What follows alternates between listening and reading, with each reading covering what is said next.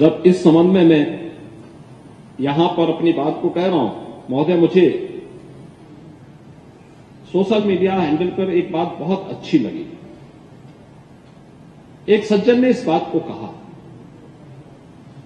और उसने जो लोग महाकुंभ का विरोध कर रहे थे उनके बारे में उसने बहुत सटीक टिप्पणी की। उन्होंने कहा कि पिछले 1.5 महीने में आप वामपंथियों, समाजवादियों की बाल खगाल लीजिए, महाकुंभ को लेकर के विश्व भ्रमण के अलावा कुछ नहीं दिखेगा। गंदगी, अव्यवस्था, पर्यटकों की परेशानी के अलावा इनकी बजबजाती वाल पर दूसरी कुछ भी नहीं मिलेगा। लेकिन इन सबसे इतर धरातल पर इनकी बजबजाती विचारधारा का कोई असर नहीं है।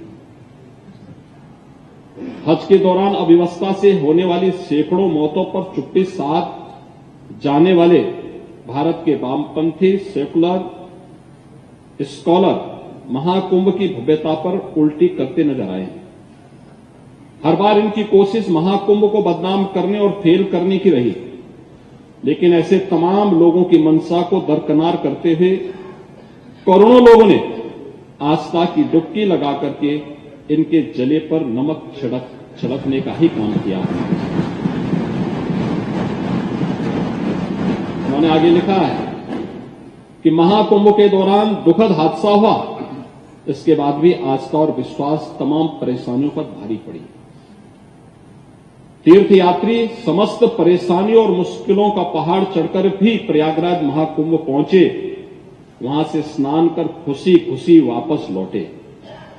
रिश्तों के जटिल समीकरण का परिभाषा गढ़ता महाकुंभ अब समारोह की ओर है, लेकिन यहां से निकला संदेश हर सनातन के मन में अमिट छाप छोड़ गया है, जो वर्षों तक लोगों की बदकही और कहानियों में जीवंत रहेगा।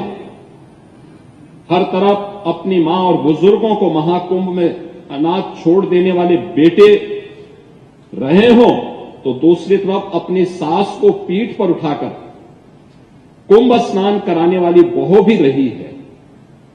लेकिन सनातन विरोधियों को नजर केवल गंदगी पर पड़ी।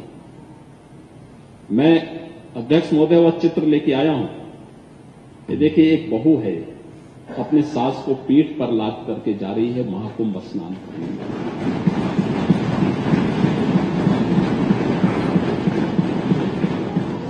यही नहीं, आगे एक और बात कहते हैं। किसी ने सच कहा कि महाकुंभ में जिसने जो तलाशा उसको वह मिला। गिद्धों को केवल घास मिली, सूअरों को गंदगी मिली, संवेदनशील लोगों को रिश्तों की खूबसूरत तस्वीर मिली, आस्थावानों को पुण्य मिला, सज्जनों को सज्जनता मिली, गरीबों को रोजगार मिला, अमीरों को धंधा मिला, श्रद्धालुओं को साफ सुथरी व्यवस्था मिली, पर्यटकों को अव्यवस्था मिली, सद्भावना वाले लोगों को जाति रहित व्यवस्था मिली, भक्तों को भगवान मिले। मतलब सबने अपने स्वभाव और चरित्र के अनुसार चीजों को देखा। एक ही घाट पर सभी जाति वर्ग के तीर्थयात्री स्नानार्थी बिना किसी भेदभाव के नहाते रहे। सनातन की सुंदरता आखिर समाजवादी और वामपंथियों को कैसे नजर आएगी? लेकिन